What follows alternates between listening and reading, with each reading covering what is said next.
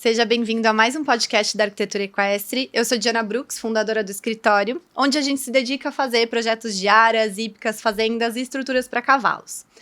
Hoje eu estou aqui com uma convidada muito especial, que fazia tempo que eu queria conhecer pessoalmente, a gente até já gravou juntas, né? Paola Luquim. A Paola é médica veterinária com especialização em neurociência e performance humana. Ela atua com comportamento e treinamento de cavalos desde 2015 e tem experiência em docência no meio equestre por todo o Brasil. Atualmente, ela trabalha com resolução de problemas comportamentais e doma de equinos. Ela também é fundadora da Escola do Comportamento, um campus online criado para ensinar sobre comportamento e reabilitação de cavalos com segurança e autonomia. Paola, seja muito bem-vinda. Obrigada. Bastante coisa aqui, né? Tive que ler bastante o currículo. Mas vamos lá, antes de falar um pouquinho sobre o que você faz, eu queria voltar um pouquinho atrás e entender qual foi o momento onde você percebeu que a gente estava fazendo alguma coisa de errado com os cavalos, que isso poderia mudar. Teve algum momento que, né, virou uma chavinha para que você atuasse onde você atua atualmente? Então, eu sempre fui uma criança muito questionadora de absolutamente tudo, né? Então, eu era criança, como muitas que amam cavalos, e eu ia fazer carinho, e meu treinador falava, cavalo não é pra fazer carinho. Aí eu já achava esquisito, esperava ele parar de olhar e ia fazer carinho nele. Mas eu montei cavalos por muito tempo sem olhar para o cavalo como a essência dele de verdade. Então, eu segui, e quando eu tinha 17 anos, que foi quando a minha família realmente teve algum poder aquisitivo para manter um cavalo, que comprar cavalo é fácil, né? O problema é manter o cavalo. Eu tive uma excelente ideia que eu não recomendo para ninguém, porém, eu faria tudo de novo, que resgatei uma égua de um jockey club. E naquela época eu já tinha 10 anos de experiência montando cavalos, pensei, tranquilo, dou jeito, dou conta. Só que não. E aí, quando ela chegou, gente, ela não ficava de jeito nenhum presa do lado de fora, porque se pousasse mosca nela, ela corcoviava, ela enlouquecia. Fui rodar na guia, só rodava para um lado, não tinha jeito de fazer rodar para outro lado. Fui encilhar a primeira vez, ela se deitou no chão, nunca tinha visto isso na minha vida. E eu fiquei assim, meu Deus, tem alguma coisa que não tá certa e eu não sei o que fazer. Me senti extremamente incompetente com meus 10 anos e muita arrogância para achar que 10 anos eram alguma coisa. Até porque 10 anos fazendo a mesma coisa são 10 anos fazendo a mesma coisa, né? Não quer dizer experiência de verdade. E aí eu conheci um profissional que eu sou muito, muito grata até hoje, que é o Sandro Fúculo, que ele me mostrou sobre essa reabilitação. Ele é um domador de cavalos, e quando eu levei minha égua para ele, ele podia me ajudar, foi um contato em comum, e lá eu vi não só a minha, mas eu vi outros cavalos sendo transformados por ele. Eu falei, caramba, que isso? Que interessante. Ali foi onde teve esse primeiro momento em que me chamou a atenção e eu comecei a olhar para o cavalo em sua essência, o cavalo como cavalo. E não o cavalo é um animal que eu monto, mas o cavalo. E ali eu vi o quanto eu não sabia de nada. E mais um momento que realmente virou a chave para eu começar a trabalhar da forma que eu trabalho hoje, que não é só no 1 a 1, de conscientização, educação e realmente fazer uma coisa maior do que eu. Foi quando a minha égua, no caso, ela tinha vários problemas de comportamento, essa do jockey, né? Que eu reabilitei, eu não, né? Ele reabilitou e eu dei continuidade. E foi quando eu perdi ela. Porque eu deixei ela na mão de outros profissionais e tinha estrutura, eu não entendia nada do manejo, eu estava começando a entender de comportamento. Mas porque quando a dona saiu, a dona chata, que estava sempre olhando, sempre junto, desse jeito, saiu, eles fizeram o que eles quiseram. E aí a minha égua, que não podia ficar presa o dia inteiro, ficou presa o dia inteiro. A minha égua precisava estar com volumoso o tempo todo, senão ela tinha as estereotipias, que ela engolia ar, comia esterco, serragem, por causa do estresse do jockey. Ela teve cólica e aí ela acabou vindo a óbito por causa de erro de manejo, né? Então, aquele momento foi onde eu botei na minha cabeça que eu nunca mais ia deixar, se dependesse de mim, nenhum outro cavalo passar por isso. E a filha dela também não passaria, que hoje, para quem me acompanha, conhece a Kenase, é a filha dela. E ela tá comigo, vai fazer 9 anos agora em março. E eu fiz todo o meu melhor para que a vida dela fosse diferente. E ainda assim eu errei muito. Hoje eu faria completamente diferente. Porém, foi nesse exato momento em que mudou e virou a chave de eu preciso fazer alguma coisa. Legal, Paula. Bastante coisa pra gente falar aqui, né? Mas hoje em dia você é referência, né, no comportamento e do bem-estar equino. Mas tem muitas pessoas que ainda não sabem exatamente o que você faz, né? Então, conta um pouquinho pra gente de como é o seu dia a dia, né? Do que você faz e por que isso muda tanto a vida do cavalo, né? Como que isso pode mudar completamente a vida do animal mesmo. O veterinário comportamentalista, que é o nome de quem estuda comportamento, é muito visto hoje de forma acadêmica, porque até então realmente é mais acadêmico. É o estudo de artigos. Eu sou a ponte entre a ciência e a prática. Então, eu comecei, assim como todo mundo que quer buscar essa área, que vai ver o que tem, copia outros profissionais, espelha, faz tudo isso. Mas hoje o que eu faço é olhar para o que existe de comprovado, estudar o que existe de comprovado quanto à ciência do comportamento do cavalo, e eu olho no dia a dia o que está fora disso. Eu olho para um cavalo numa baia, eu leio expressões faciais, leio expressões corporais, eu vejo quais são as reações dele na minha aproximação. As pessoas entram em contato comigo, na verdade, para resolver os problemas, na maioria das vezes. Muito raro alguém, vem aqui revisar meu manejo. Não, geralmente eu tenho um problema, resolve meu problema. Eu chego lá e quando eu vejo, as pessoas elas estão tentando resolver um sintoma, não um problema. Porque o cavalo não deixar montar não é um problema, é um sintoma. Existe uma coisa por trás dele não deixar montar, que pode ser dor na coluna, pode ser uma associação negativa com ser montado. O cavalo é um grande economizador de energia. Se toda vez que eu vou lá e eu monto nele, ele volta exausto do treino, é lógico que ele vai ter uma associação negativa com a montaria. Porque não faz parte do comportamento dele gastar energia sem motivo algum. E por mais que para o ser humano o treinar seja um bom motivo, para o cavalo não é um bom motivo. O cavalo foi feito para pastar 20 horas por dia, dormir 4 horas por dia, estar em conjunto, em manada, o dia inteiro, e a gente separa eles em caixinhas, em baias, tira só na hora de treinar ou tira 1 hora por dia. Então, a gente vai completamente contra o comportamento do cavalo. Então, o que eu faço hoje é entender qual é o sintoma que a pessoa está chamando de problema, buscar o porquê que aquilo está acontecendo, conscientizar essa pessoa a respeito disso, porque a partir da consciência ela consegue ter outra perspectiva e mudar a vida daquele cavalo e automaticamente mudar a relação dos dois. Perfeito. Você queria colocar alguns pontos aí do que você falou. Então, por exemplo, num cenário ideal, você falou, o pessoal me chama quando tem um problema, né? E no cenário ideal, você fala que o cliente perfeito vai te chamar antes que o problema necessariamente aconteça, né? A ordem certa seria que você olhasse, analisasse para que justamente o problema não aconteça, é isso? Isso, na verdade, o cenário ideal, a gente tem assim, o ideal e o possível, né? A gente trabalha sempre com o possível porque ideal é utopia. Mas seria o quê? Seria organizar a estrutura para que a estrutura favorecesse o manejo. Seria o proprietário ou o tratador ou quem mexe com o cavalo, ou seja, treinador, tenha consciência do que é o comportamento natural para saber o que é anormal e pontuar e ajustar o que é anormal. E aí a gente evitar problemas. Eu brinco com as pessoas, mas é verdade, que o cavalo sem ser humano raramente tem um problema. Os problemas acontecem no nosso convívio. O cavalo lá na manada tem um que é um pouco mais invasivo que o outro, tem um que é um pouco mais medroso, um menos, mas em geral eles estão bem. E eles são super pacíficos? Não são. Não são. Eles vão ter a hierarquia deles, eles vão ter o sistema deles.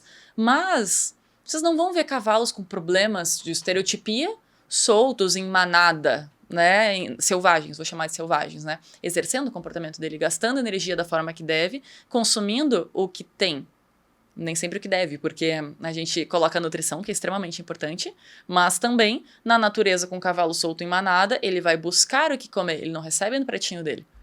Né? Então, aí a gente tem tantos problemas. Nós podemos ter problemas comportamentais por causa de dor, nós podemos ter problemas comportamentais por causa de sela inadequada, nutrição desbalanceada, problemas de locomotor, casco. Ixi, são tantos. Tanta coisa para olhar, né?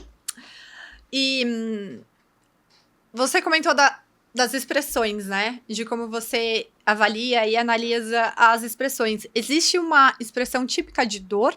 Existe uma expressão que quando você olha, isso te acende um sinal de alerta de que alguma coisa tem de muito errado aqui?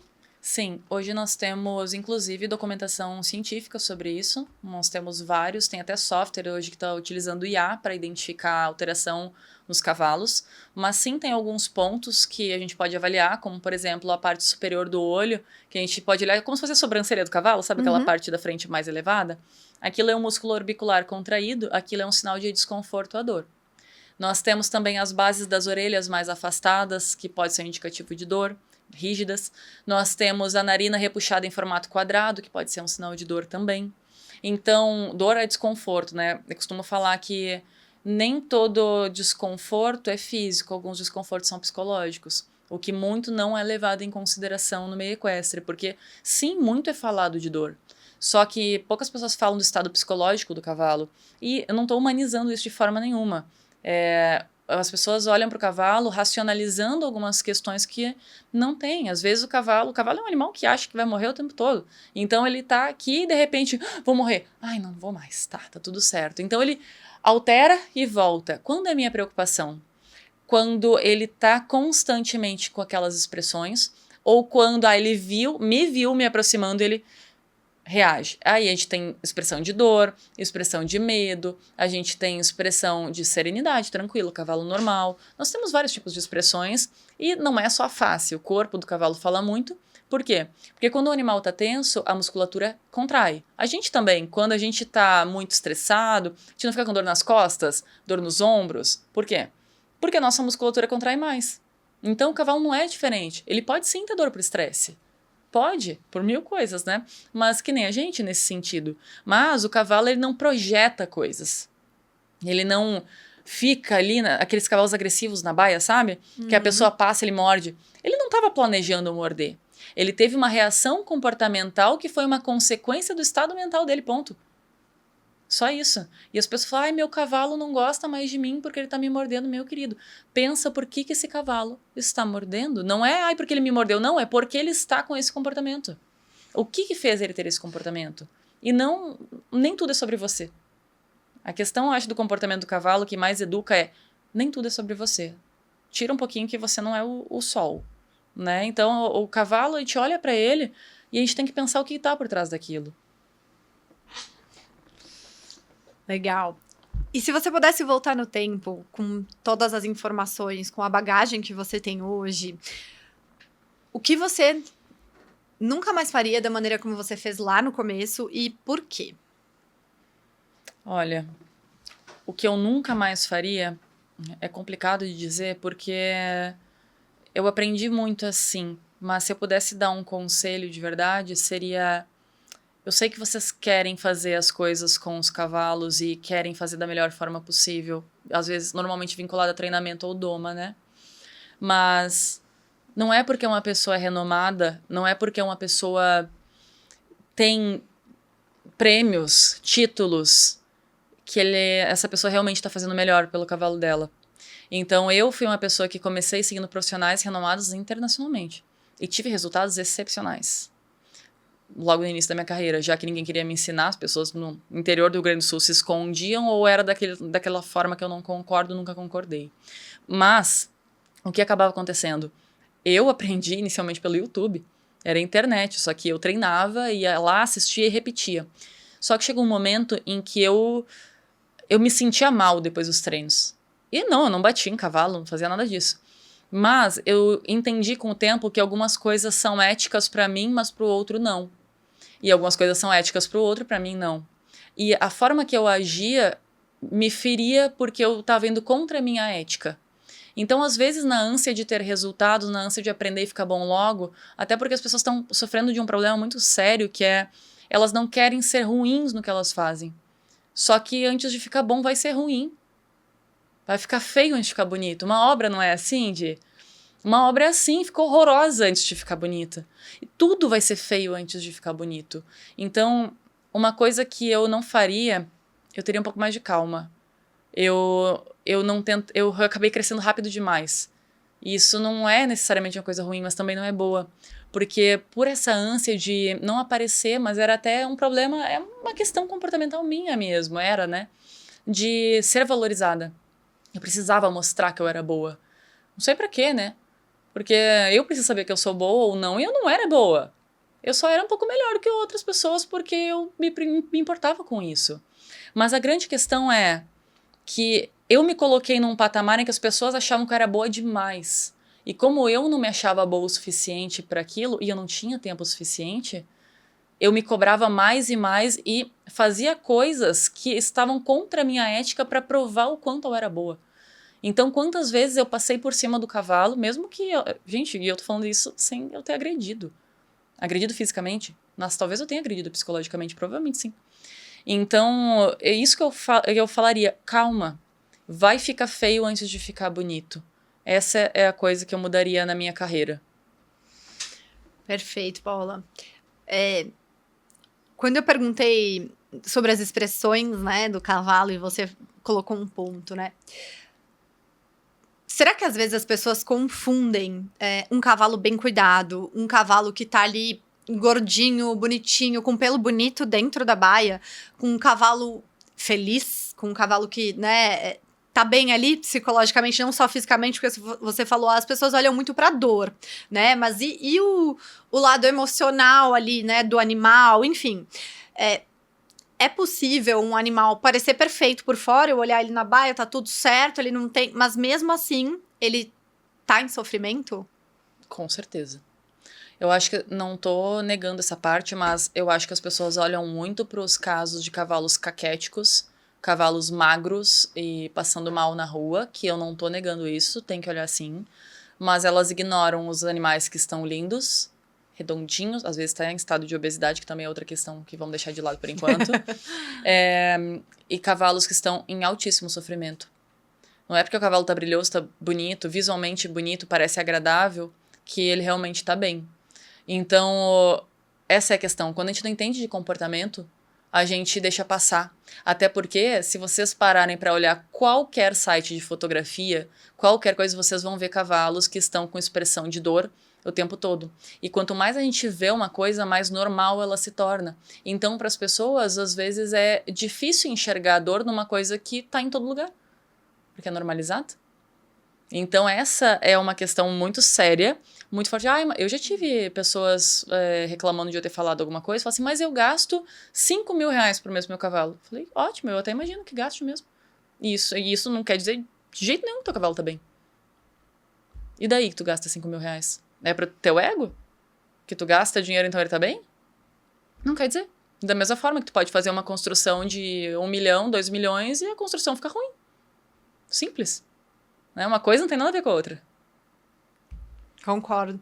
E não é isso que o cavalo valoriza, né? Muitas vezes as pessoas realmente estão olhando, pô, mas eu tô dando a melhor construção pra ele, eu tô fazendo um aras maravilhoso, tá? Mas é isso, o cavalo precisa. É isso que ele quer, né? Então, acho que muitas vezes, quando a gente vai projetar também, a gente vê o hábito das pessoas olharem pro que elas acham que vai ser melhor pro... Então, pra mim, na minha casa, pô, eu quero estar abrigada do frio, da chuva. Na minha casa eu tenho ar-condicionado. Quantas cocheiras tem ar-condicionado, né? Eu, até hoje, em toda a minha carreira, vi 2. Então, assim, não existe, né? Ainda não é uma realidade aqui. Então, por que o cavalo, que é um animal que fica solto o tempo todo... Você quer fazer um ambiente completamente fechado e vedado, e vai se incomodar se chover ali pro animal, né?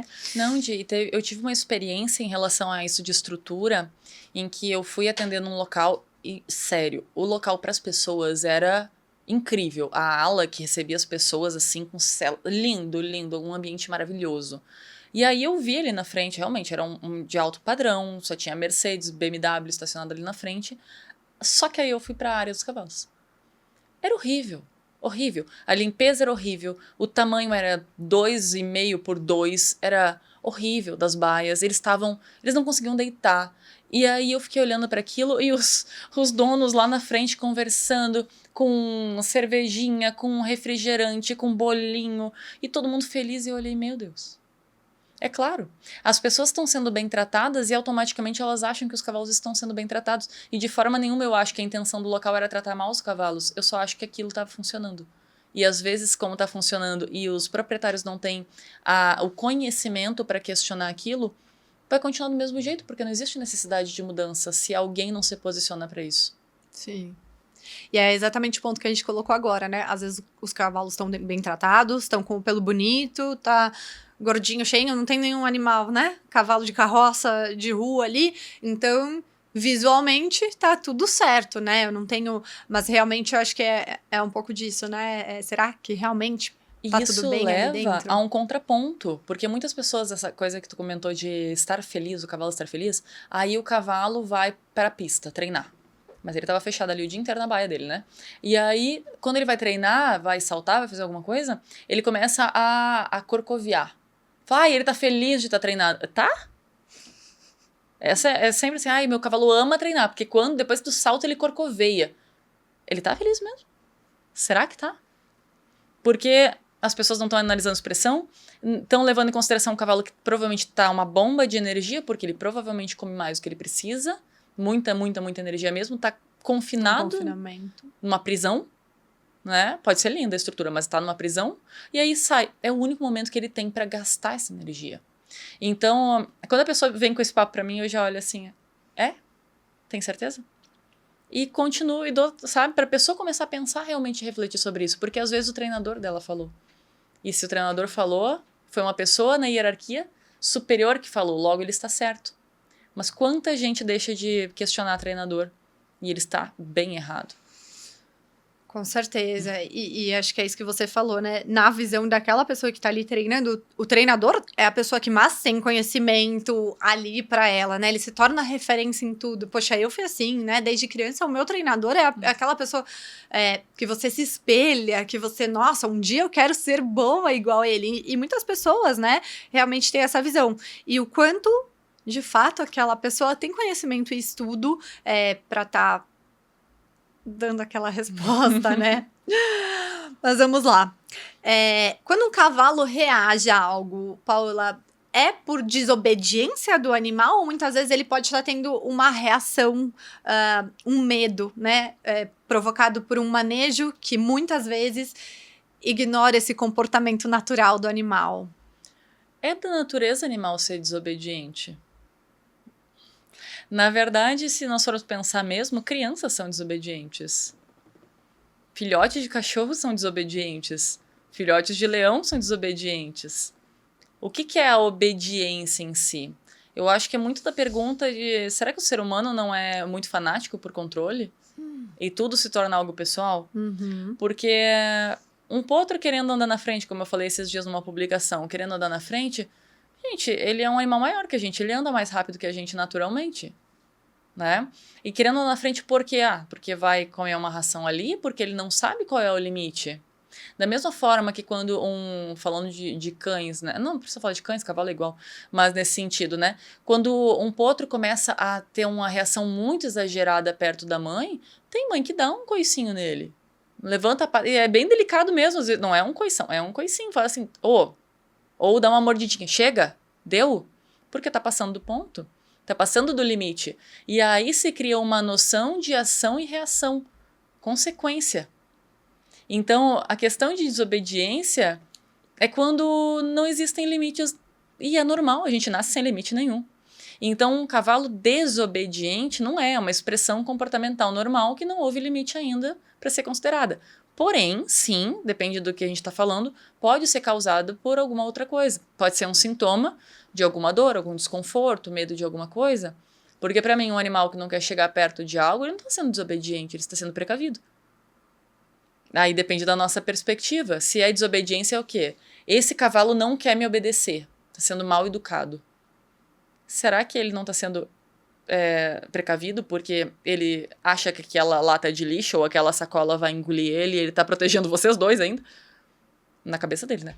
Não que ele pense, vou te proteger. Não, de forma nenhuma. Mas, assim, ele tá se protegendo. É uma questão de sobrevivência dele. Só isso. E eu acho que muitas, às vezes, o que é difícil das pessoas terem consciência do quão diferentes são as coisas para nós e para os cavalos, né? Um trator liga, o cavalo tá parado ali dentro da... Você não vai se assustar se o trator ligar e fizer um barulho. Você vai saber que é o trator ligando. E acho que é o que você falou pro cavalo, eu vou morrer. Mas experimenta pegar uma criança que cresceu no interior do interior do interior e leva pra Avenida Paulista. Ela vai ficar em pânico. em pânico. Por quê? Porque ela não tem essa experiência. Agora pega um cavalo carroceiro que cresceu no meio da avenida, pode levar para qualquer lugar, ele tá acostumado com aquilo. Aí a gente pega, eu tô com 2 cavalos de doma lá no rancho, que eles vieram de um campo. Eles cresceram num campo de 400 hectares. Eles não têm acesso a trator, a moto, a carro. Não! Aí eu vou pegar esse cavalo, vai ficar bem domadinho dentro do meu rancho, e vou levar pra rua. Vai dar ruim. Vai dar errado, porque ele não tem aquela experiência. Então eu preciso apresentar para ele para que aquilo não seja um perigo. Afinal de contas, o cavalo é uma presa, né? Então, qualquer coisa que disser respeito à sobrevivência dele, a possibilidade dele ficar em perigo, tchau. Vou fugir. E ele tá certo. Quem tá errado sou eu que não pensei nisso, porque o ser racional até então sou eu. Apesar de ter muita gente que tá faltando com a parte racional da coisa. Perfeito. E muitas pessoas olham para a parte comportamental do cavalo só quando a gente está falando de, eu vou montar, eu vou, né, enfim, olhando para a parte do esporte e acabam ignorando mais aqueles animais que vão ser só manejados, né? Como, por exemplo, uma égua receptora que vai ficar lá no pasto, né? Então, tá tudo bem, porque eu não vou ter que lidar com ela de uma maneira tão frequente como eu vou ter que lidar com um cavalo que é montado todo dia, que tá ali no esporte, né? Na sua opinião, Paula, quais são as consequências reais disso, né? Das pessoas, em termos de segurança, de eficiência do espaço, de funcionamento desse Aras ou dessa fazenda como um todo? Bom, quem é criador ou veterinário de reprodução ou já estagiou nessa área sabe o quanto é comum e o quanto é preocupante uma receptora, por exemplo, que tem aversão a pessoas. Vamos lá, primeiro coloca em risco todo mundo que vai mexer com ela. Afinal, ela tem no mínimo uns 400 quilos e ela vai reagir. Outra, o potro vai copiar o comportamento da receptora, não da barriga, né? Ela não vai ser, é só genético. Não, ele nasceu, ele vai replicar o comportamento da mãe. Então, se a mãe tem medo de gente, o potro também vai ser mais receoso. Problemão que se tem. Outra, o estresse pode levar ao aborto. Pode ter esse problema também. E aí, quando nós falamos de estrutura, às vezes uma organização de manejo faz toda a diferença.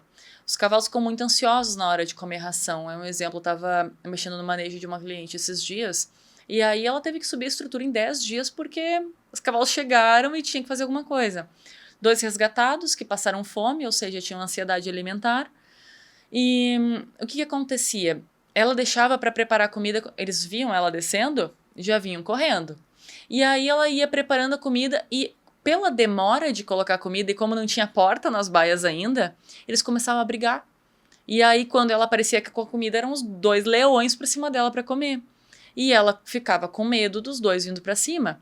E aí eu falei, faz o seguinte, dá essa alimentação para eles e deixa pronta pro dia seguinte. No dia seguinte tu chega, pega a alfafa, que é o que eles gostam mais, enquanto tu não tem a porta pronta, ou arrumar uma cordinha, alguma coisa, e aí tu pega e joga a alfafa dentro das 2 baias. Eles vão ficar entretidos com aquela alfafa. Daí em seguida tu coloca o feno, espera eles estarem terminando para depois da ração. Essa alteração simples do manejo com a estrutura que ela já tinha, acabou com o problema, até que ela tivesse o tempo de arrumar o resto da estrutura. Então, às vezes organizar a ordem das coisas que são feitas, que é muito da experiência que dá pra gente. Eu aprendi isso com experiência mesmo do dia a dia. São coisas que não ensinam para nós, em geral.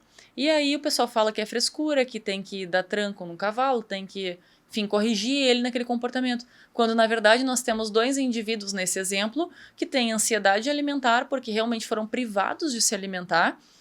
A estrutura é nova, a dona é inexperiente, tudo está errado. Então, a gente ajustando esses detalhes de manejo e associando para o cavalo que ele vai ter aquela alimentação, que ele vai comer, que vai ficar tudo certo, a coisa muda. Mesma coisa para a receptora. A receptora tem essa reação porque para ela o humano é risco.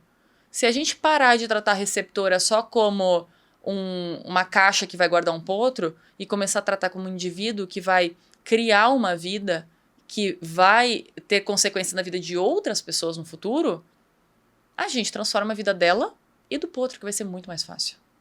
E uma curiosidade também, Paula, nem sei se vai ter resposta para isso, né, ou não, mas quando a gente tá grávida, né, de fato, as nossas emoções influenciam também, né, no bebê mesmo, né? Então, por exemplo, uma pessoa que vivenciou um choque muito grande, de uma certa maneira, isso acaba influenciando na vida do bebê ali dentro. E o mesmo vale para um cavalo? Você acha? Se ela tiver Provavelmente muitas sim. situações, né, traumáticas, assim.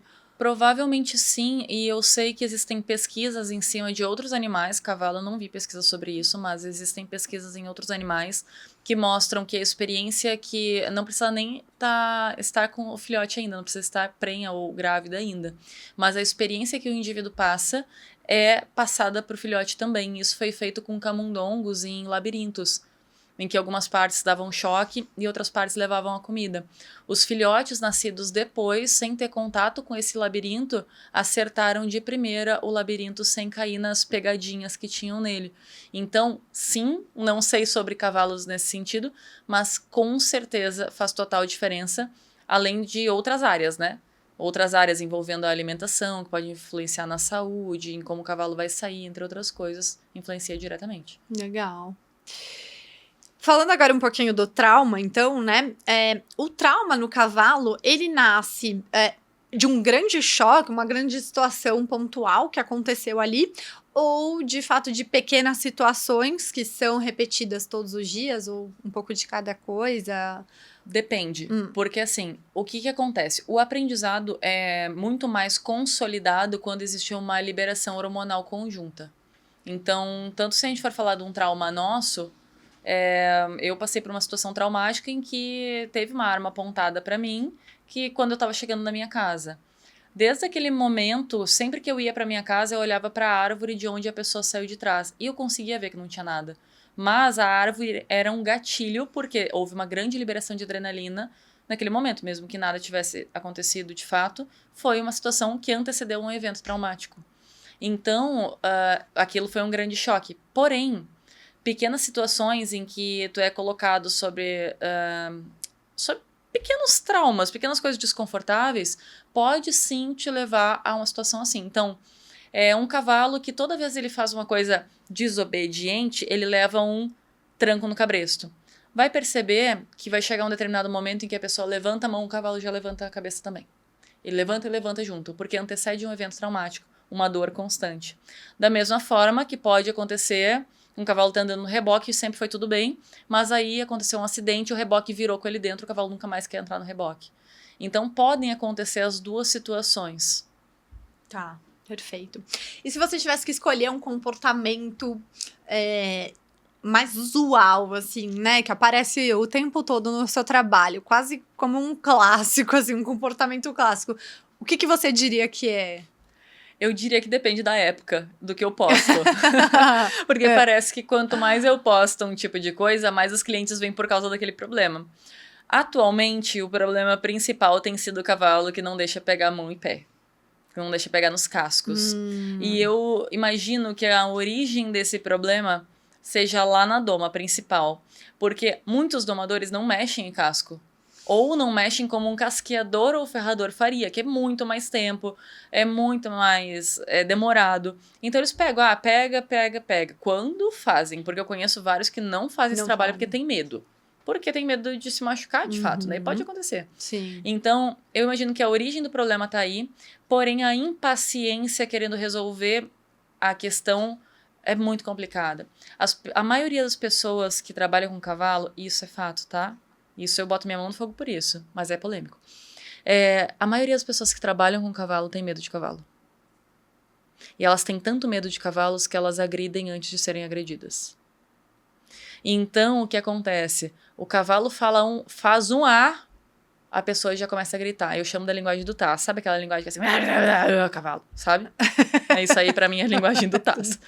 Então, o cavalo não faz nada e a pessoa diz, cavalo... Gente, o cavalo andou pra trás. Deixa o cavalo andar pra trás. Calma, relaxa. Então, eu vejo tantos cavalos com tanto pânico da gente se aproximar pra fazer alguma coisa. E aí eu tenho o fundamento que eu chamo de metodologia de fragmentação. Se o cavalo não te deixa pegar num piquete, por que eu imagino que ele vai me deixar montar? Pra mim não faz sentido. O cavalo não me deixa pegar nas patas dele. Por que que eu acho que o ferrador vai conseguir? Ah, porque ele vai na força e vai conseguir. Tá, vai. Até quando? Então a força resolve? Muitas vezes sim. A pergunta não é se resolve, é até quando ela resolve. Porque chega um momento que não resolve mais. E aí tem muita gente que comenta nos meus vídeos e fala assim, ah, isso aí é falta de espora, é falta de... E eu respondo assim, querido, se isso realmente resolvesse, a maioria dos cavalos do mundo não teria problema nenhum. Porque é muito raro um cavalo que nunca tenha levado um tapa. É muito raro. Então a grande questão é, resolve? Resolve. Até quando? E eu pretendo mexer com um cavalo uma vez para que ele nunca mais precise de mim. Não é essa questão, né, vou continuar tendo a minha cliente aqui. Deus me livre, não, eu quero que ela resolva sozinha e se vire. Porque com certeza tem muito mais cavalo de reabilitação para cavalo de doma. É pouco cavalo de doma para a quantidade de cavalo com problema de comportamento. Porque os cavalos são domados e são entregues com problema de comportamento. É incrível. É assustador, na verdade. E a que preço, né? Às vezes as coisas acontecem também, né, Paula? Você falou, poxa, se o seu cavalo não deixa você pegar a mão do cavalo, imagina o cara que vai lá, né, ferrar, mas talvez o cara consiga, talvez na força, né, mas até o momento que ele vai machucar o cavalo, porque, enfim, se ele vai ter que agir na força, ou ele vai se machucar, né, enfim, por que fazer as coisas da maneira se elas podem ser feitas de uma maneira diferente também, né? E eu tive que mudar uma conduta de trabalho porque eu tenho o protocolo de sempre apresentar para o cavalo o que eu vou fazer. O cavalo tem trauma de bisnaga, vermífugo, eu mostro. O cavalo tem trauma de algum material que tá na minha mão, eu mostro e deixo ele perder o medo antes de eu agir. Só que tem alguns cavalos, especificamente na parte do ferrageamento, que tem tanto medo que quando eu mostro, eles se alteram de um jeito muito grande. E isso eu já vi pessoalmente e já tenho muitos relatos de clientes com isso. De cavalos que apanharam com grosa. O cavalo tirou a mão, tipo assim, a pessoa estava segurando, o ferrador estava segurando, e o cavalo provavelmente cansou, porque o cavalo não foi feito para ficar apoiado entre as patas. Né? Ainda mais da frente. E aí cansou, tirou, o cara já tá cansado, porque provavelmente atende por um preço muito abaixo uma quantidade exorbitante de cavalos para se pagar, e me desculpe, tá cobrado R$180 para ferrar um cavalo é um preço ridículo. Dá muito trabalho. Ferrar um cavalo é muito desgaste físico, psicológico.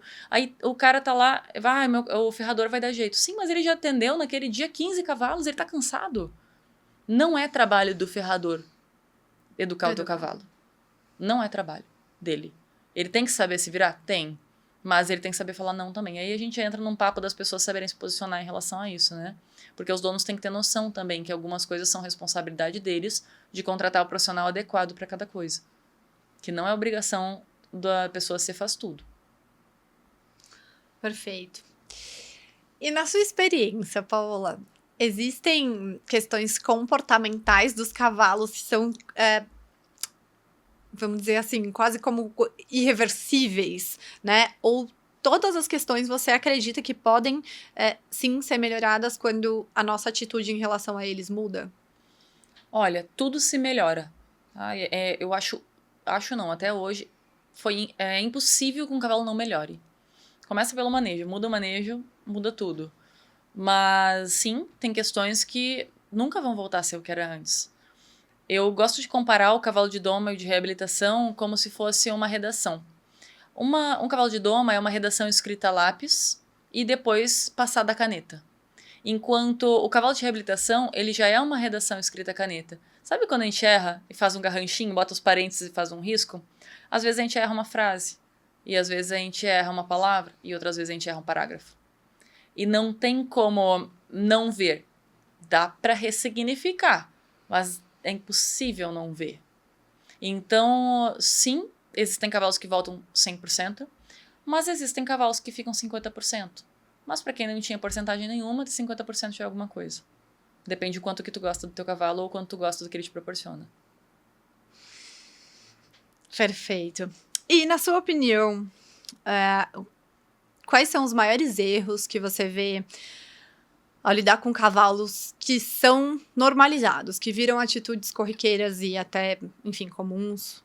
Isso sempre acontece, ou isso é assim, e é algo que é errado? O excesso de contenção é uma das principais coisas, então, tanto para guiar, isso acontece até em ecoterapias, tá? Guiar um cavalo, eles já guiam agarrado, e eu sei que isso é protocolo ensinado, mas se for levar em consideração o comportamento, é completamente contra, coloca todo mundo em risco, segurar mais justo. Quanto mais preso o cavalo se sente, mais reações, mais ele altera o estado psicológico dele, maior é a reação quando ele se altera. Correções do cavalo, dando trancos ou batendo de alguma forma. O tranquinho no cabresto é super normalizado, né? Qualquer coisa e tá. A gente pensa, vocês estão batendo no osso do cavalo direto. E, mais uma vez, se isso resolver esse problema, a gente não tinha cavalo com problema, né? Então, conter o cavalo quando ele não deixa fazer alguma coisa. Eu não sou contra o uso de contenções, mas é completamente deturpada a forma que a gente olha para contenção. Contenção é caso emergencial. O cavalo precisa ser feito, o cavalo tem risco de vida. Caso não seja, chama um profissional para trabalhar isso. Outra coisa que é normalizada nessa resolução de problemas, que felizmente tem mais gente trabalhando com problemas, mas também não estão trabalhando de uma forma muito saudável para o cavalo. Aquela coisa de o cavalo não deixar fazer algo, vou usar o exemplo clássico, tá? Não deixa pegar o pé ou a mão, aí ele começa a se mexer. A pessoa se agarrar no cavalo e ficar segurando a força e usando de força física, até que o cavalo pare e esteja esgotado. Tipo, deixa ele cansar. Isso só significa que ele não está aprendendo, porque ele altera o estado mental, ele está num estado de medo tão grande que ele só está tentando fugir daquilo. Quanto mais a gente mantém o estado mental do cavalo baixo, adequado, melhora o potencial de aprendizado dele. Da mesma forma que a gente não consegue aprender se nós estamos com fome, com sono, cansados, com medo. E aí existe... mas o meu cavalo me respeita. Ok.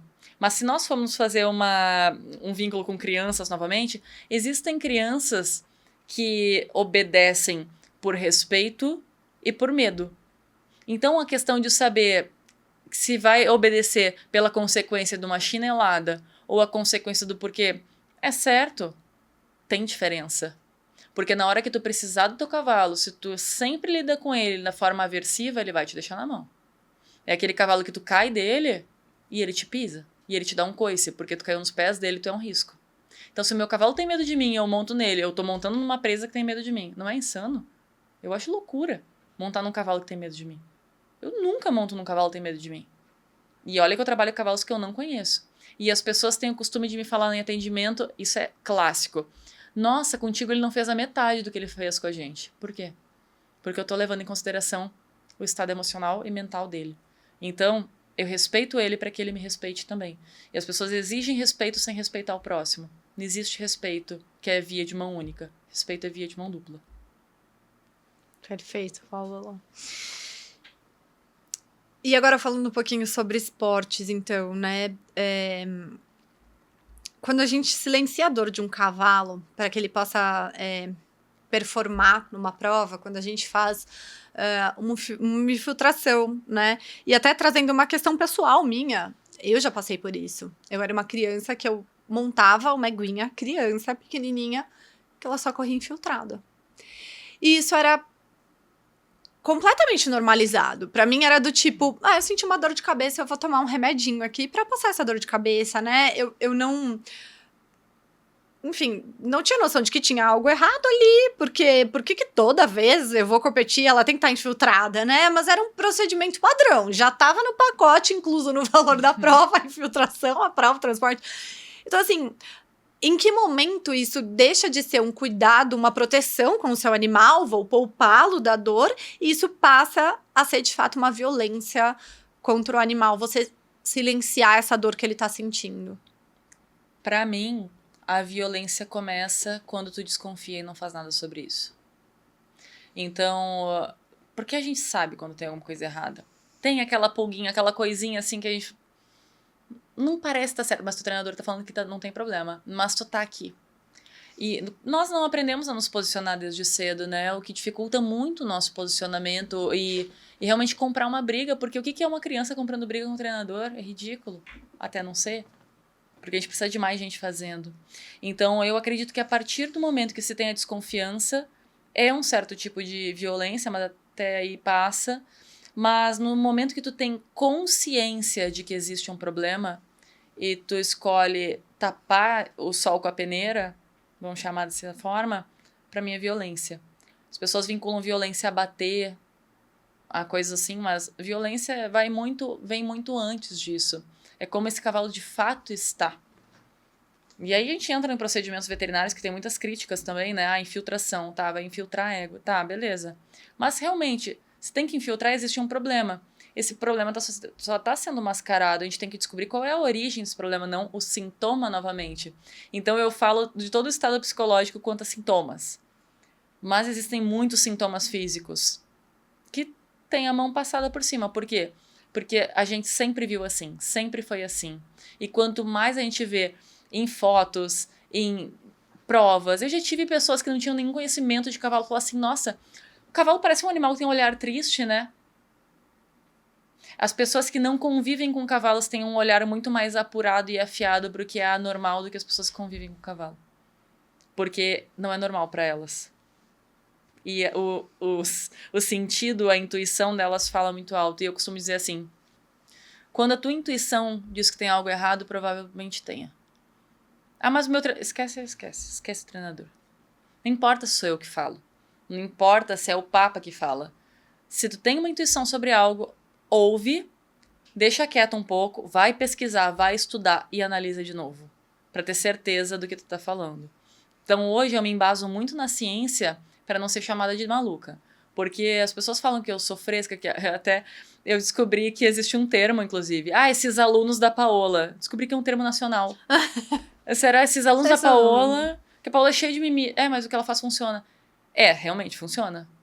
Eu sou cheia de mimimi ou eu falo que as pessoas não gostam de ouvir? Eu falo mesmo. Alguém tem que falar. Os cavalos não falam, né? A gente tem que falar. A gente tem que se posicionar por eles, né? De fato, acho que muitas coisas são mesmo normalizadas, né? E quando a gente fala também de comportamento, muitas vezes a gente tá falando, né, ou até da felicidade do cavalo, não, a gente tá falando de algo subjetivo, né? Então, a saúde, a dor, são coisas que eu consigo mensurar. O que tá por trás de um comportamento é o que eu não consigo mensurar, né? O dano que a gente teve ali de fato. E você acha, Paola, que às vezes mudanças pequenas, né, no ambiente onde o cavalo está, elas podem gerar grandes impactos no comportamento do animal, falando, né, enfim, até em termos de estrutura mesmo, né, falando um pouco do que a gente faz. Você acha que isso, de fato, influencia no comportamento que ele vai ter, no bem-estar ou na qualidade de vida do animal? Com certeza. Inclusive, existem estudos em cima disso, né? Um exemplo clássico são as baias que são completamente fechadas ou têm visibilidade para outros animais. Existem pesquisas feitas sobre isso mostrando que ocorre uma diminuição drástica nas estereotipias. Nós temos pesquisas que falam do sono do cavalo. Isso tem completamente a ver com o tamanho da baia, com a visão que ele tem para outros cavalos, com o material que é utilizado, o sistema de manejo mesmo, facilitação até para o profissional, porque se o profissional está cansado, se ele passa muito mais trabalho, ele não vai performar tão bem e quem vai pagar o preço disso é o cavalo. Profissional também, claro, mas o cavalo ele vai pagar o preço disso. Então, com certeza, mudar a estrutura, ajustar manejo faz toda a diferença no comportamento. E eu acho que, para além, são coisas mais técnicas que muitas vezes o arquiteto olha, obviamente você olha para essas questões como a divisória entre as baias, o cavalo se vê, mas até, por exemplo, a questão da ventilação. A gente tem muitos clientes que são reticentes a colocarem essas divisórias. Ah, meu cavalo vai amadrinhar com outro cavalo, e aí isso, nossa, depois ele vai ficar depressivo. Ah, então vamos deixar ele depressivo a vida inteira? Para ele não amadrinhar com o outro e passar um período assim? Enfim, mas até a questão da própria ventilação para trazer o conforto térmico para o animal, né? O cavalo, ele entra em desconforto ali, 25, 26 graus, o que pra gente ainda tá ok. Tem lugares onde a gente faz projetos que a gente levantou agora, 100% do ano a temperatura é em desconforto do cavalo. Nossa. Então imagina que as pessoas vão projetar um lugar assim e aí com a arquitetura elas vão piorar essa sensação de desconforto. Já é desconfortável ele tá lá fora, onde tem vento, onde tem sombra, onde tem a brisa, onde ele pode escolher se ele quer estar no sol ou não. Aí você coloca ele no confinamento, onde tem poeira, onde tem amônia, onde tem mosca, onde não tem vento batendo. Enfim, muitas vezes a gente se causa essa situação, né? Mas sobre essa questão comportamental aí, que o pessoal fala, né? Ah, eu não quero fazer isso porque o cavalo vai brigar com o outro, porque meu cavalo quando come... Não... Isso tem solução? Ah, ele vai amadrinhar quando o cavalo for embora, ele vai ficar infeliz? Olha, a grande questão é que as pessoas não querem trabalhar desde cedo ou não sabem como trabalhar desde cedo. Eu apliquei com a minha potra e eu sei que às vezes eles compram o cavalo pronto. É isso. As pessoas se preocupam em treinar os cavalos, mas não em passar tempo com eles. Então, o grande problema é que a maioria dos cavalos vê os outros cavalos somente como um conforto e a gente uma fonte ou de comida ou de desconforto. Então, uma atitude que eu tive com a minha potra desde cedo, muito cedo mesmo, 18 meses de idade, eu pegava ela no cabrestinho e eu saía com ela. Tirava da manada e ia com ela conhecer coisas. Ela tinha medo das coisas, eu ia perto, ela ia junto comigo, ela ia experienciando.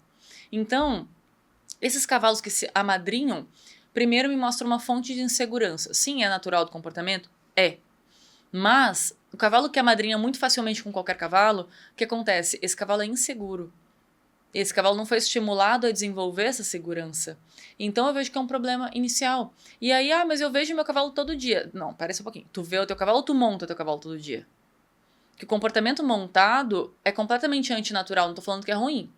Eu tô falando que um cavalo estar sendo montado não é natural.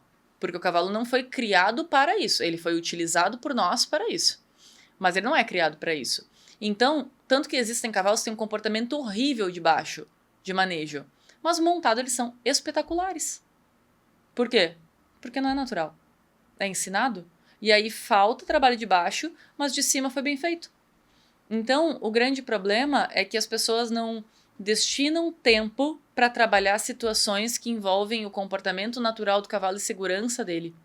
Mas sim, muita dedicação ao treinamento. É muito legal isso que você tá falando. Eu me lembrei de um cavaleiro. Foi cavaleiro olímpico, inclusive. Eu fui conhecer as instalações dele, entender um pouquinho como que funcionava, o que ele pensava, né? E eu achei muito legal, porque poucas pessoas chegam nesse nível, né? E aí, eu queria entender mesmo qual o diferencial. Tantas pessoas querem chegar nesse nível, né? E aí, ele explicando um pouquinho das instalações, as instalações dele tinham o gradil entre as baias, eram baias super confortáveis e tal, e uma coisa que ele colocou, ele falou assim, os meus cavalos, eu não pego eles só pra montar. Porque senão o cara vai olhar pra mim, pô, esse cara vai montar de novo, só vem aqui pra me montar. Ele falou assim, então eu pego o cavalo, eu vou lá dar uma volta. Ele queria fazer uma pista só de uma raia, só pra eu andar com o cavalo ali, ter esse convívio, né? E muitas vezes as pessoas ficam buscando o que eu vou melhorar na minha técnica, o que eu vou melhorar no meu salto, no meu, né, enfim, na minha performance, no meu tempo. E às vezes é só você olhar para o seu animal, o que você vai melhorar na maneira como você faz. E acho que é esse 1% melhor que a gente tenta ser sempre, que no longo prazo vai trazer esse resultado, que às vezes as pessoas estão olhando para qualquer lado, menos para isso, né? Sabe que eu, quando era criança, eu sempre gostei de ficar com os tratadores porque eles que mexiam com os cavalos de fato. Então eu montava a escolinha de hípica mesmo, comecei no salto.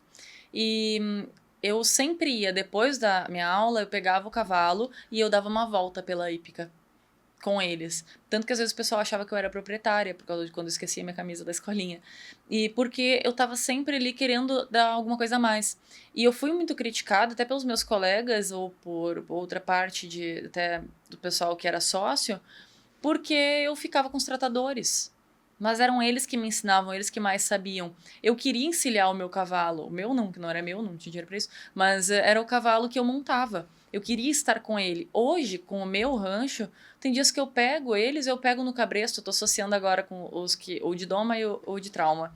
Que às vezes eu chego neles. É incrível. Eu chego neles hoje, no de trauma principalmente, e eu faço carinho nele solto. Eu pego um cabresto no braço, ele olha pra mim, ó, tchau. Porque ele associa o ser pego no cabresto com algo ruim.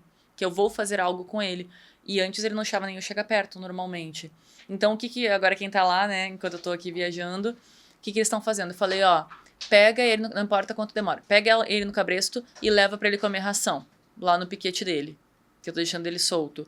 Daí pega ele no cabresto de novo e leva pra escovar. Pega ele no cabresto de novo pra soltar do piquete, não abre só a porta, leva e vai. Por quê? Pra ele entender que ser pego no cabresto é um monte de coisa, é só uma coisa normal do dia a dia. Então precisa entrar na rotina, né? Claro, tudo passo a passo. Mas então as pessoas, elas pegam o cavalo que já tá na baia o dia todo, nem encilham, pegam pronto, nem sabem encilhar. Às vezes é bem doido, né, isso aí. Não sabe botar uma embocadura, não sabe vestir o cavalo, não sabe fazer nada. E aí fala, ai, meu cavalo, te amo. Mas esse amor tá meio unilateral. Né? Não sei. Né? Mas o teu Talvez. cavalo, será... Se o teu cavalo tiver a oportunidade de estar com uma manada ou estar contigo, ele fica com quem? Os meus cavalos ficam comigo. Porque eu faço parte da manada. Mas e se ele não quiser? Se ele não quiser, também tá tudo bem. Pode ficar lá, fica à vontade. Isso não diz respeito nesse sentido, ou que eu sou algo ruim. Às vezes ele tem a escolha dele, tá tudo bem. Né? Pode escolher a liberdade deles poder escolher o outro. E é muito louco isso, porque uma vez aconteceu, uma menina tava montando e aí a sela virou. E aí... porque quem que selou esse cavalo? Não sei o que. Eu falei, mas quem que montou? Não olhou? Que a sela tava... A culpa não é da pessoa que... A culpa é de quem selou. E você que nem... Já pegou selado, nem olhou o seu material, se tava, né? Então, realmente, quando a gente para pra olhar, né? Esse amor, né? Enfim, a gente demonstra no cuidado, no carinho, né? Nessa troca mesmo. Não é algo, de fato, só de um lado, né? E existe uma frase que eu adoro aplicar com cavalo, vale para pessoas também, mas a gente trata o outro como a gente gostaria de ser tratado. Sabe quando vai comprar um presente pra alguém? E aí tu compra uma coisa que tu amaria, mas a pessoa odiou. A pessoa não usa. Nossa, eu usaria muito, mas a pessoa nada a ver com ela. Então, a grande questão é, trate o cavalo como ele gostaria de ser tratado, não como você gostaria de ser tratado. E nisso dá pra fazer um adendo até o que a gente tava falando antes. Já percebeu que as pessoas se preocupam muito com o frio e ignoram o calor? Aí tá 18 graus, o cavalo toma uma capa térmica. Eu já trouxe esse assunto aqui. Falo, coitado do cavalo, passa calor o ano inteiro. Aí chega uma hora que ele fala, nossa, agora ficou bom. A pessoa vai lá e coloca uma capa. Na melhor intenção do mundo. Eu compro a capa mais cara na Europa porque... Maravilhosa, com o nome do cavalo. E aqui tá 18 graus. Gente, olha, é complicado. Mas acho que é isso, né? Olhar para o cavalo como cavalo, né? E ainda falando sobre estruturas, né, Paola, você acha que o meio equestre ainda subestima o impacto que uma boa estrutura, uma boa convivência entre os cavalos, né? O que você falou, se um cavalo a madrinha faz com outro cavalo, né? Ele tá... o espaço onde o animal tá inserido. Isso ainda é subestimado quando a gente tá tratando um comportamento problemático de um animal... Aquilo que pode ser, na verdade, um ambiente que ele tá, um cavalo que tá o dia inteiro fechado numa baía escura, onde ele não tem nem acesso à iluminação natural, né, gente? A gente precisa da luz, do sol, os cavalos também, porque eles passam, né, na natureza. Um animal que tá o tempo todo num lugar, eu falo, é como se fosse uma solitária pra gente, né? Tem lugares que você fala, e eu já tive cavalos em lugares assim, não tem contato visual com outros animais, tem uma janelinha ali, e que muitas vezes o acesso da janela não é nem pra fora, não é nem pro pasto, é pra dentro do corredor da cocheira, né? E você acha que as pessoas ainda subestimam a qualidade que esse ambiente pode influenciar ali no comportamento animal mesmo? Eu não sei o quanto é subestimado ou o quanto ainda é pouco propagado. Porque, assim, eu acredito que tem gente, sim, que não se importa, dá na mesma, mas eu também acredito que tenham pessoas que acham que é inacessível ter uma boa estrutura. Ou não tem conhecimento para isso. Eu lembro de uma aluna que é criadora e ela me trouxe uma informação que eu pensei, nossa, é óbvio, mas eu nunca pensaria nisso sem ter a experiência ou alguém me falando. Como, por exemplo, entre piquetes, ter uma porteira de frente para outra porteira. Para facilitar, acelerar o processo de passar. Ao invés de, é aqui, daí eu venho para cá e abro a outra. Né? Então, ou uma baia, porque as pessoas olham para estruturas muito bem feitas e olham, meu Deus, mas isso aqui, eu tenho que ter milhões para fazer isso. Quando, na verdade, eu vou trazer o exemplo lá do rancho lá de casa, né? O que foi feito quando foi projetado? Porque houve uma projeção. Primeiro, iluminação.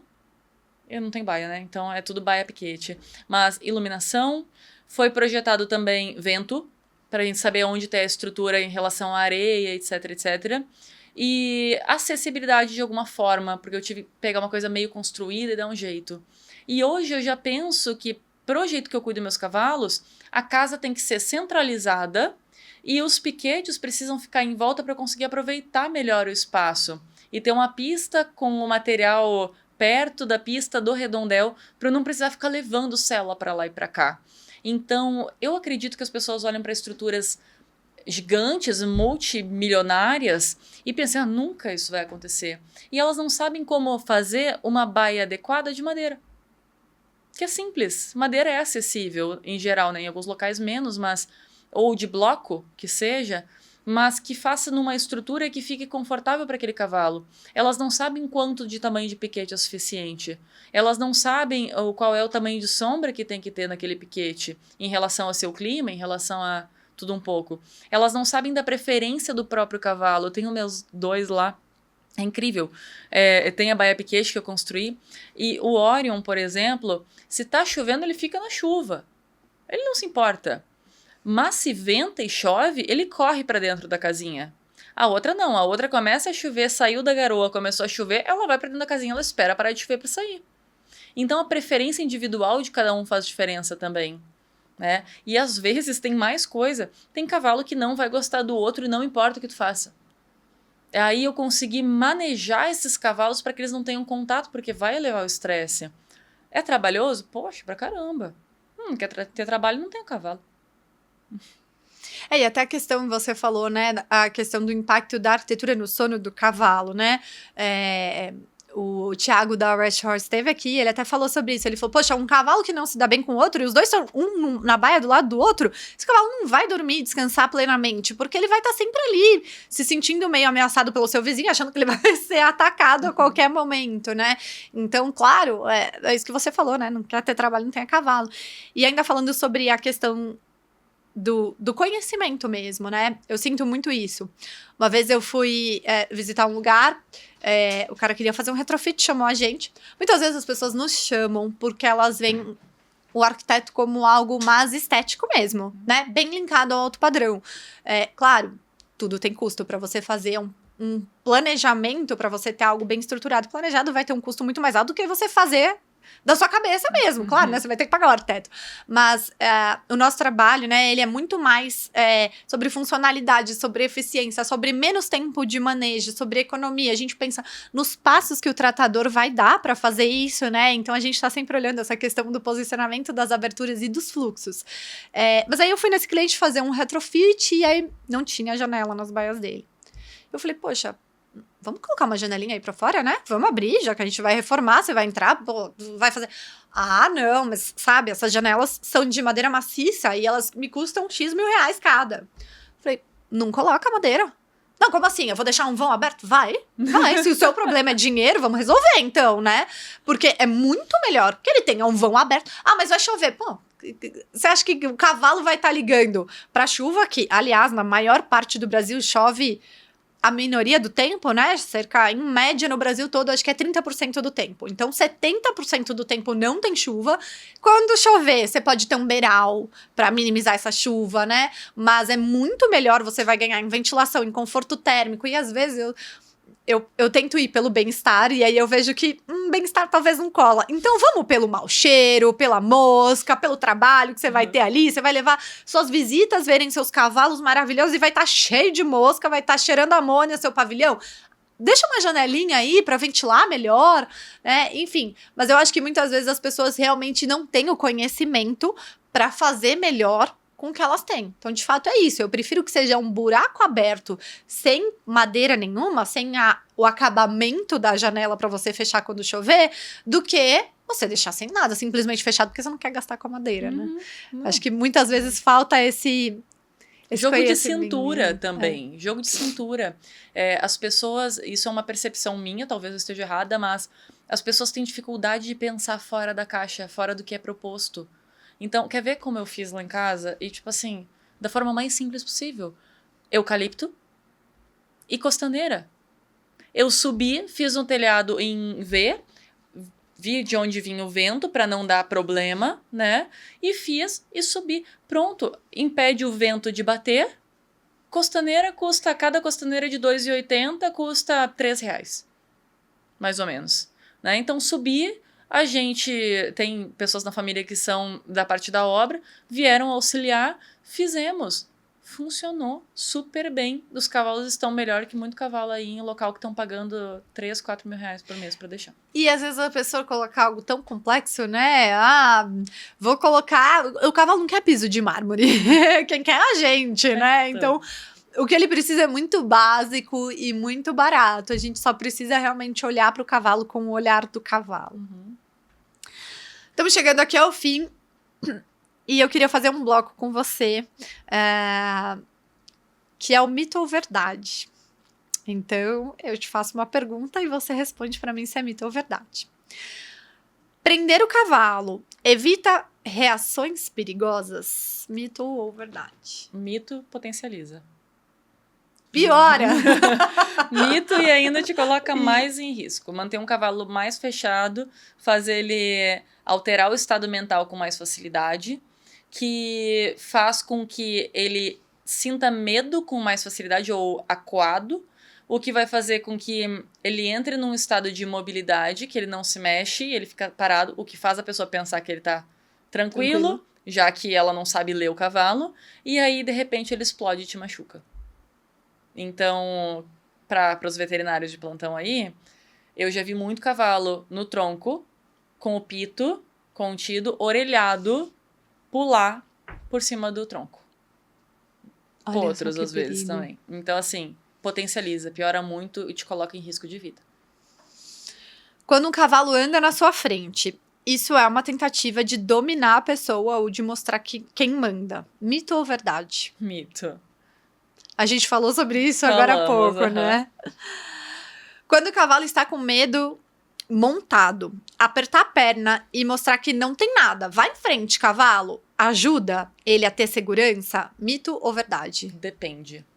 Depende do estado desse cavalo, porque normalmente as pessoas... Qual é a conduta mais comum e muito propagada na internet, tá? A pessoa faz o cavalo correr, gastar energia onde é longe do problema e descansar olhando para o problema. O que faz uma associação de ali tá ruim, mas aqui tá pior. Isso não faz o cavalo perder medo, até porque isso é só um sintoma. Ele não quer se aproximar porque ele acha que aquilo é um problema. Então, dar tempo ao tempo, no sentido de eu vou apertar a perna? Vou. Posso, mas eu também não tenho perigo, não tenho problema nenhum de descer do meu cavalo e tomar a frente. Até porque se tu não quer se aproximar dali, por que o cavalo vai? Né? Ai, teve gente que já falou, uma vez eu fiz quando eu tava com uma minha bota feita sob medida e não sei o que, eu entrei dentro de uma poça d'água, até quase o joelho. E a pessoa, meu Deus, vai estragar a bota. Eu falei, que bota? Eu, tipo, que se dane minha bota. Tô preocupada com o cavalo da cliente. Que resolveu o problema. Depois o que eu fiz? Eu sequei minha bota. Né? Simples.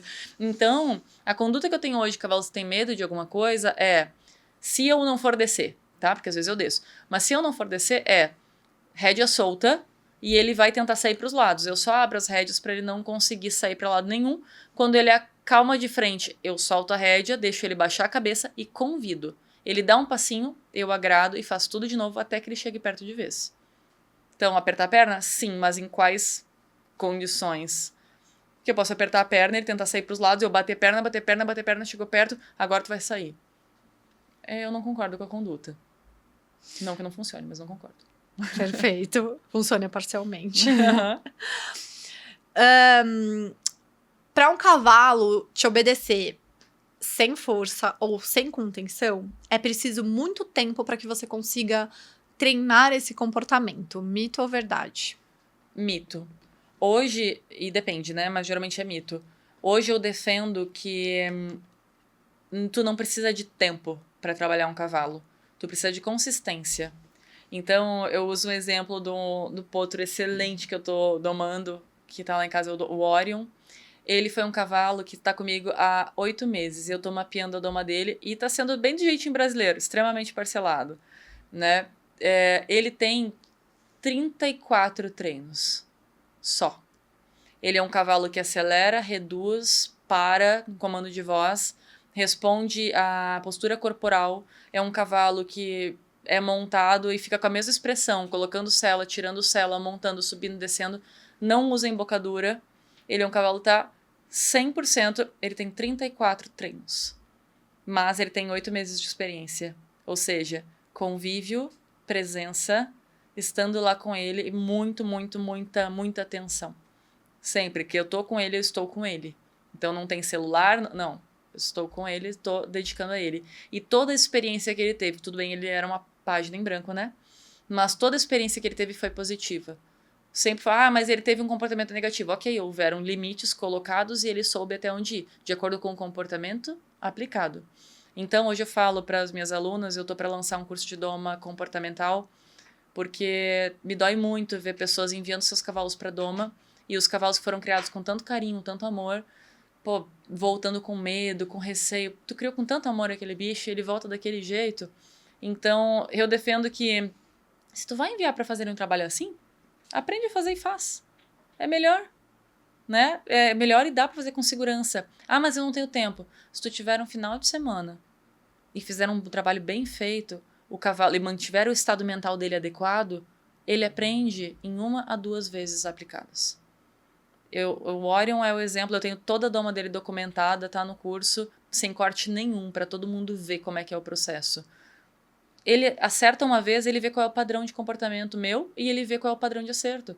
Então ele começa a acertar, acertar, acertar. Então ele aprende, fez certinho? Ok, ele repete na próxima. Ah, mas é um cavalo. Não é, porque eu tenho tido o padrão de cavalo que não pula, cavalo que eu monto sem embocadura. Os últimos 10 cavalos de doma que eu trabalhei, todos eles o mesmo padrão. E o que mudou? A minha conduta. Antes meus cavalos pulavam, brigavam. Por que não tem mais briga? Por que tá tudo certo, tudo tá acontecendo? Leitura bem feita, consistência e calma. E calma não quer dizer que o processo vai demorar, pelo contrário. Quer dizer só que eu vou respeitar o tempo daquele animal de fato. É só isso. Perfeito. E acho que é um pouco disso que você falou também, né? A questão do tempo muitas vezes você tá o tempo ali, mas o tempo de qualidade, o quanto você realmente está ali presente, né? Você falou, tá com o cavalo, esquece o celular também, porque você tá meio cá, meio lá, perdeu o tempo de qualidade que você poderia ter, de fato, extraindo algo dali, né? Não, exato. E essa questão de tempo também é uma coisa, as pessoas esperam estar na pista ou no redondel para trabalhar o cavalo. Quando eu tô com um cavalo, tô convivendo ali com ele, e eu tô na guia, vamos assim, né? Aconteceu com um cavalo de uma cliente recentemente. Tava subindo, terminei o trabalho, ele se assustou com um carrinho de mão. Ele olhou e ficou assim, eu não espero um dia para trabalhar isso, eu trabalho naquele momento, porque foi aquele momento que teve uma alteração emocional nele. Então é naquele exato momento que eu trabalho. Então eu não espero ir para tal local para fazer.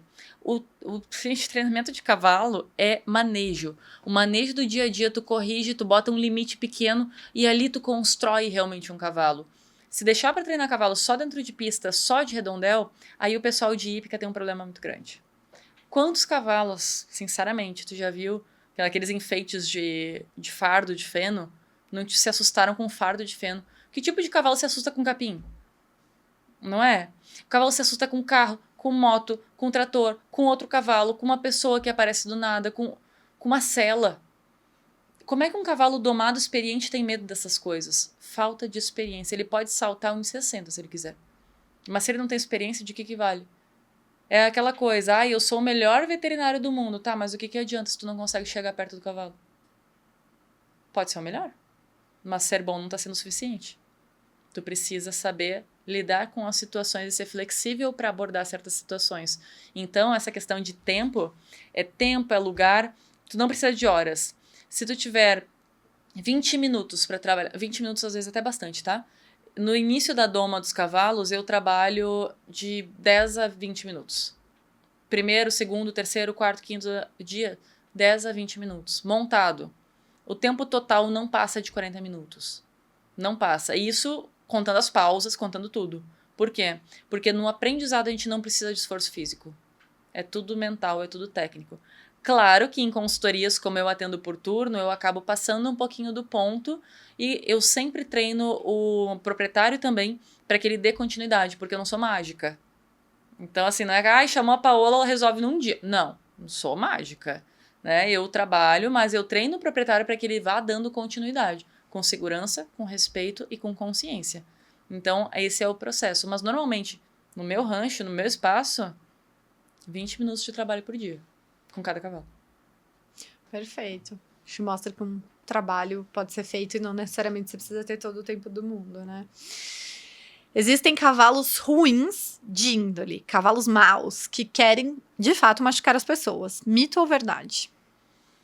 É difícil falar sobre isso, porque quando a gente fala de potro, normalmente quando eu vejo potros tendo comportamentos agressivos, é um potro que tá fechado numa baia, tá acuado, tá com a mãe que a gente não sabe se tá com medo ou se tá normal. Então é um animal que tá inseguro e tá reagindo porque ele tá ali acuado. E a maioria dos cavalos adultos que eu vejo, como é que eu vou falar que um cavalo é ruim se eu não sei da história dele? É muito difícil um animal reagir sem ter um motivo para isso. E as pessoas, elas confundem a agressividade, que na verdade tem origem no medo. Normalmente, pode ver, as pessoas mais agressivas, as pessoas que estão sempre batendo de frente, elas estão sempre tentando defender um ponto. Estão sempre na defensiva. Cachorro. Olha como os cachorros são agressivos atrás do portão. Abre o portão pra ver. Geralmente eles ficam assim, o que eu faço agora? É medo. Então, um cachorro que a gente vai passar a mão e ataca, normalmente são cachorros mais acuados mesmo, com medo. Cavalo que ataca, normalmente ele tá acuado num canto. Ou já passou por muitas situações, ou, como eu vejo, o pessoal tá lá estralando chicote atrás do cavalo. Aí o cavalo se defende e o cavalo é agressivo. E ninguém olha pro bonito que tá ali estralando chicote atrás do cavalo, né? Então, isso é uma coisa que eu não faço mais também. Eu não trabalho com chicote mais. Não porque eu acho o chicote agressivo. É porque é a forma que a gente usa. Mas porque é muito mais fácil eu esquecer de mim e esquecer do cavalo tendo uma arma na mão. Todo mundo fica grande com uma arma na mão. Agora, se garantir na posição corporal, realmente no pensar, no se expressar, tem que ter um ar mais humano, um ar mais ser de presença. E com o chicote, com uma corda, sempre tem uma coisa. E esses objetos atrapalham. Então, quando uma pessoa me fala, esse cavalo é ruim, esse cavalo é agressivo, eu não consigo acreditar, porque claro que existe a seleção genética e se seleciona geneticamente, um pai mais dócil, uma mãe, quer dizer, se deveria, né, agir assim, mas a gente consegue reverter isso aí. Só que as pessoas falam isso sendo que elas estão lá dando, desculpa o termo, dando pau no cavalo a vida toda e quando ele reage, ele quer ruim. Eu acho questionável. Eu ouço, mas eu não escuto. Se a pessoa fala, eu levo em consideração, sim, mas eu olho pro cavalo, porque o cavalo que vai me falar quem ele é. Não a pessoa que tá dizendo quem ele parece ser. Perfeito. Acho que toda essa leitura, né, com certeza são muitos anos de estudo, mas não só o estudo, né? Eu acho que você põe a cara a tapa ali e vivencia isso, né, na prática, né, Paulo? Que é muito legal. E até olhando para você, né, toda magrinha, autona, lidando tanto com cavalos, porque é algo que, né, de fato, o cavalo é um animal de meia tonelada, né? Se o cavalo resolver fazer mal pra gente, quem somos nós? Quem é você, palitinho aí, né?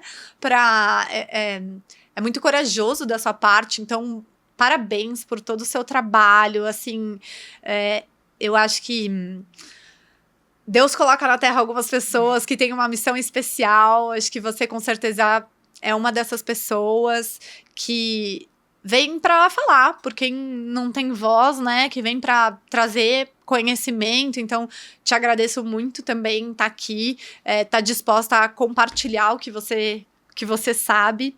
E te convido também a deixar suas redes sociais aí, falar sobre o seu curso, né? Enfim, onde que as pessoas encontram. Bom, então vocês me encontram em qualquer rede social, Paola, com 2 L's, Luquin, Luchin, o pessoal sempre confunde o nome. Luquin. E, gente, meu curso vocês entram em contato pelo link que tá na bio do meu perfil do Instagram. Vocês vão ter acesso lá à Escola do Comportamento, que tem todos os meus cursos. Lá tem curso de doma, de reabilitação, para entender o teu cavalo, que é o comportamento aplicado. Vocês também conseguem acesso a um isolado do outro, conseguem consultoria, assessoria. É só entrar em contato com o meu suporte para saber desses detalhes. Meu site está em reforma agora, mas em breve já vai estar no ar tudo direitinho. E se eu puder deixar um recado para quem está assistindo, a gente precisa de mais pessoas se posicionando. E, normalmente, nós aprendemos sempre a estudar. É muito importante, claro que é. Mas estudo sem prática ou sem aplicabilidade, né, não tem sentido. Então a gente precisa aprender a se posicionar e realmente defender uma ideia. Nós temos essa ideia de, mas quem sou eu para isso?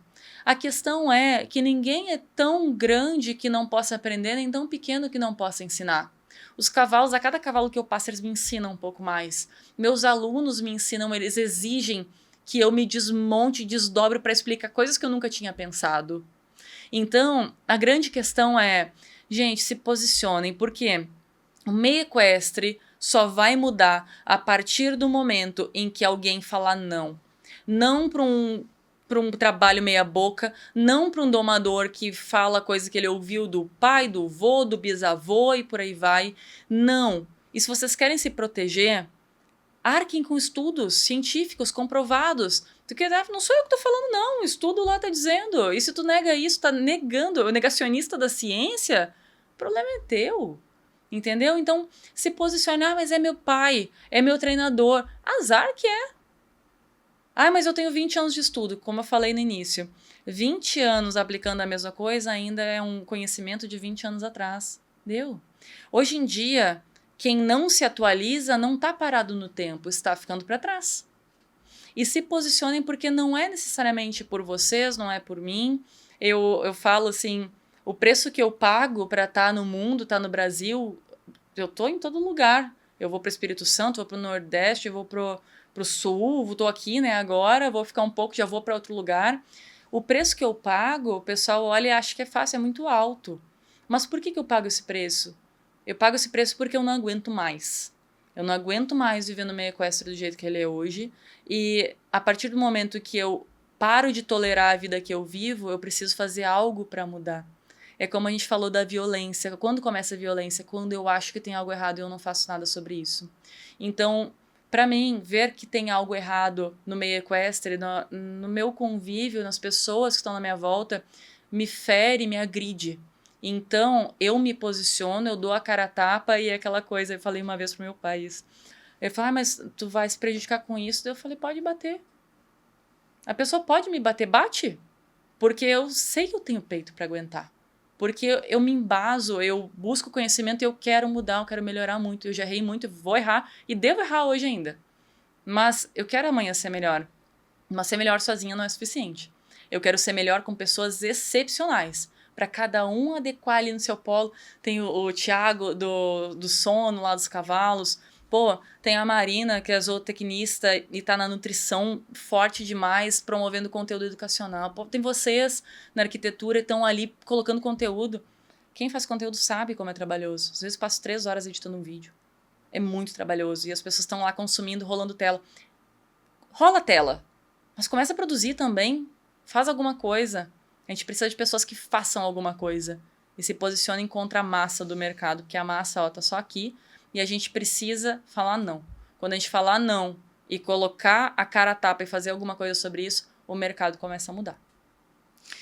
Perfeito, Paola. Eu acho que você falou uma frase muito impactante mesmo. Se você está aplicando o conhecimento que você tinha 20 anos atrás, você, né, já está ultrapassado, né? Porque o tanto de informação que a gente tem de lá para cá, e é muito comum a gente ver profissionais fazendo isso, porque meu pai fazia, porque meu avô fazia, e a informação tá aí para todo mundo, né? Enfim, obrigada por ter vindo e disseminado a sua informação também. Chegamos ao fim de mais um podcast. Queria agradecer você que tá aí, que ouviu a gente até o final também. Eu tenho certeza que esse conteúdo é muito valioso e que com certeza mais pessoas do cavalo podem se beneficiar com isso também. Tenho certeza que você tem aí algum amigo com cavalo que tá precisando de ajuda, algum parente, então compartilha para que isso chegue até mais pessoas do cavalo, né? Eu acho que só assim a gente vai melhorar esse mundo, esse universo, esse mercado, e os cavalos fazem tão bem pra gente, eu acho que a gente tem que retribuir um pouquinho pra eles também. E se tem algum convidado que vocês gostariam de ver, aqui a gente tá sempre super aberto a sugestões, inclusive a Paula foi uma sugestão. Deixa o seu comentário, deixa a sua sugestão de convidado.